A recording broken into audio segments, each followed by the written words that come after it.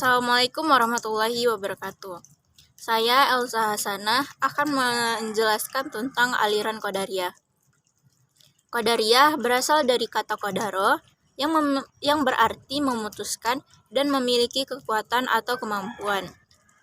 Sedangkan sebagai aliran dalam ilmu kalam, Qadariyah adalah sebutan untuk aliran yang memberi penekanan pada kebebasan dan kekuatan manusia dalam berproduksi tindakannya.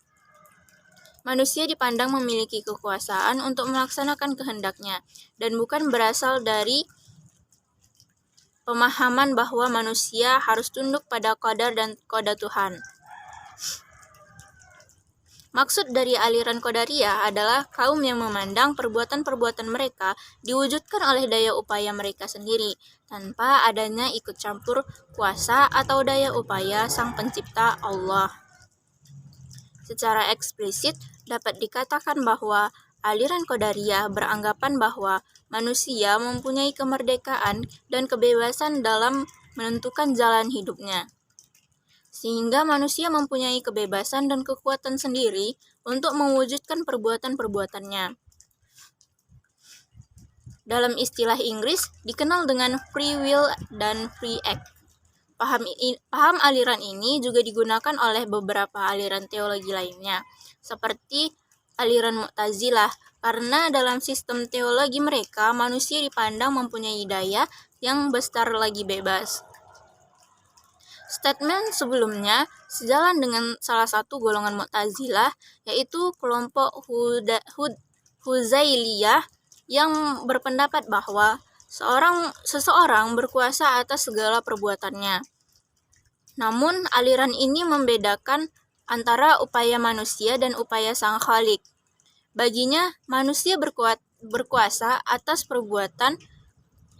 perbuatannya adalah dalam hal-hal yang berkenaan dengan kehidupan sehari-hari saja, seperti menentukan berbagai macam warna, bentuk-bentuk makanan, dan mengenal bau-bauan.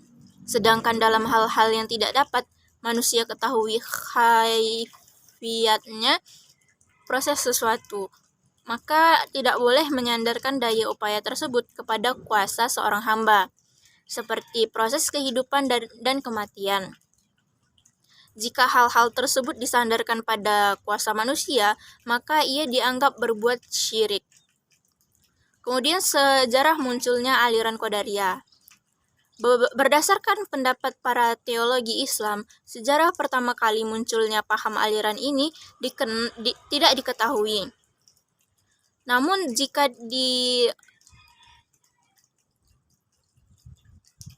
dititik ulang pada zaman Bani Umayyah, dapat diketahui pada masa pemerintahan Bani Umayyah telah muncul dua aliran. Keduanya muncul karena mempermasalahkan tentang perbuatan-perbuatan yang dilakukan manusia. Aliran pertama disebut Mazhab Al-Jabbar. Mazhab ini berpendapat bahwa manusia sebagai makhluk tidak ada kuasa untuk memilih perbuatan apa yang akan dikerjakannya. Adapun aliran kedua disebut Mazhab Al-Ikhtiyar. Doktrin mazhab ini berbeda dengan doktrin mazhab yang pertama. Mereka berpendapat bahwa manusia bebas dan berhak memilih perbuatan apa yang akan dikerjakan untuk kehidupannya. Paham aliran yang kedua dicetuskan oleh Ghailan al-Damashqi. Ada pula yang berpendapat bahwa munculnya paham aliran Qadariyah diusung oleh Ma'bad al-Juhani dan temannya Ghailan. Menurut Ibnu Nabatah, kedua tokoh tersebut mengambil paham ini dari seorang Kristen yang masuk Islam di Irak.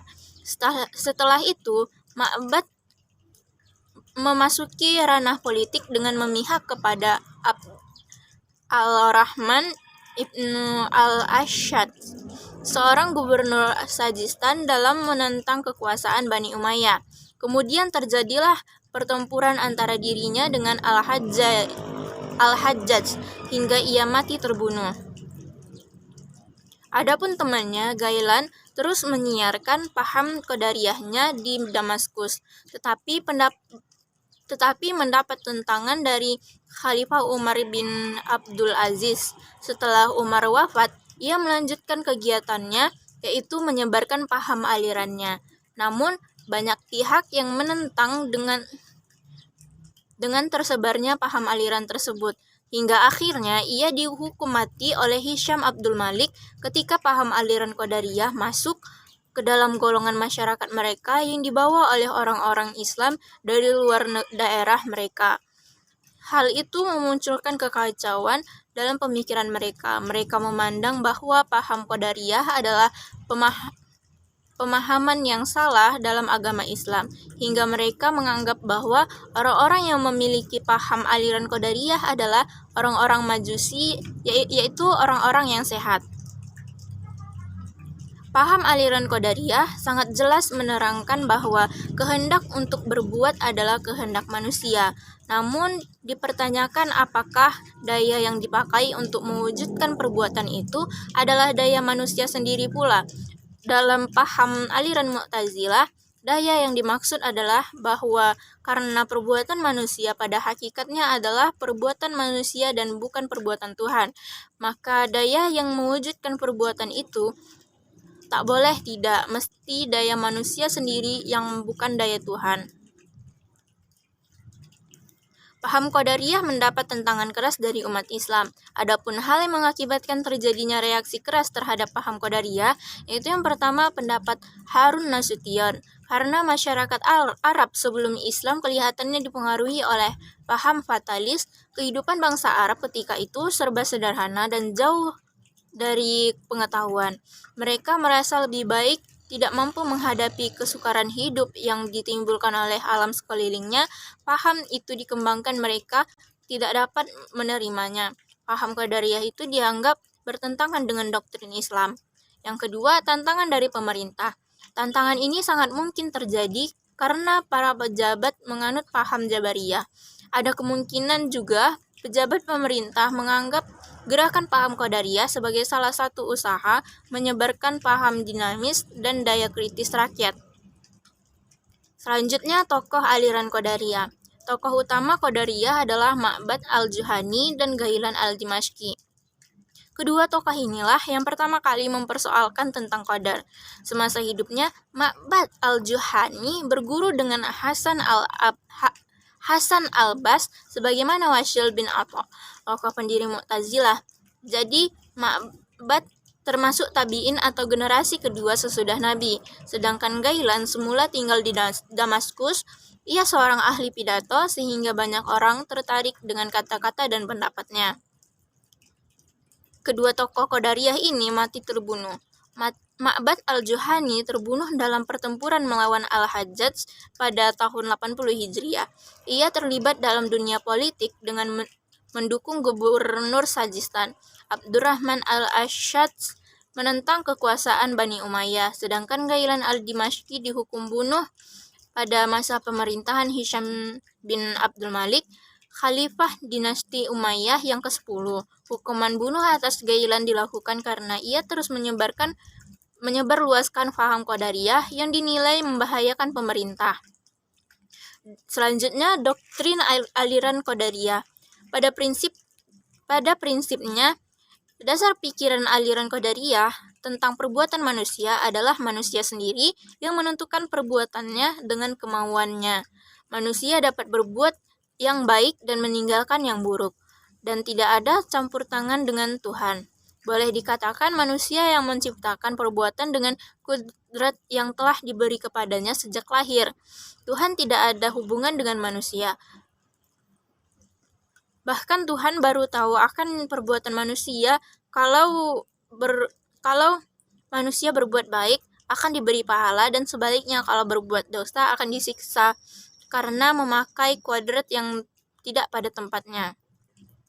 Harun Nasution menjelaskan pendapat Ghailan tentang doktrin Qadariyah bahwa manusia mempunyai kuasa atas tindakannya.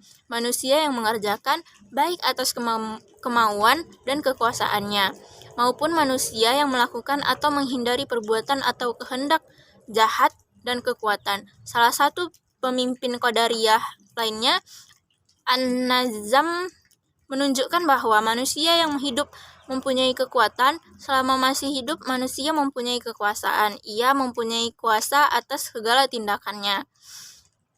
Maka dapat dipahami bahwa doktrin Qadariyah pada dasarnya menyatakan bahwa semua tingkah laku manusia dilakukan atas kemauannya sendiri.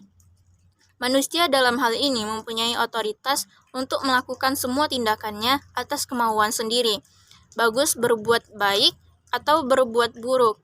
Oleh karena itu, dia berhak mendapatkan pahala atas perbuatan baik yang dilakukannya, dan pantas diterimanya mendapat hukuman atas kejahatan yang dilakukannya. Di dalam hubungan ini, ketika seseorang mendapat pahala, maka baik dengan pahala surga serta diganjar pahala neraka di akhirat berdasarkan pilihan pribadi, bukan takdir Tuhan. Sungguh tidak pantas saja manusia menerima penyiksaan atau tindakan salah yang dilakukan pada keinginan dan kemampuannya. Kaum Qadariyah berpendapat bahwa tidak ada alasan yang tepat menyandarkan segala perbuatan manusia pada perbuatan Tuhan.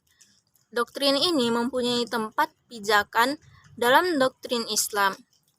Ayat Al-Quran yang dapat mendukung pendapat ini, misalnya pada Quran Surat Al-Kahfi ayat 29, yang artinya, dan katakanlah, kebenaran itu datangnya dari Tuhanmu. Maka barang siapa yang ingin beriman, hendaklah ia beriman. Dan barang siapa yang ingin kafir, biarlah ia kafir. Sesungguhnya kami telah sediakan bagi orang-orang zalim itu neraka yang gejolaknya mengepung mereka. Dan jika mereka meminta minum, niscaya mereka akan diberi minum dengan air seperti besi yang mendidih yang menghanguskan muka. Itulah minuman yang paling buruk dan tempat istirahat yang paling jelek. Mungkin sekian yang dapat saya sampaikan. Assalamualaikum warahmatullahi wabarakatuh.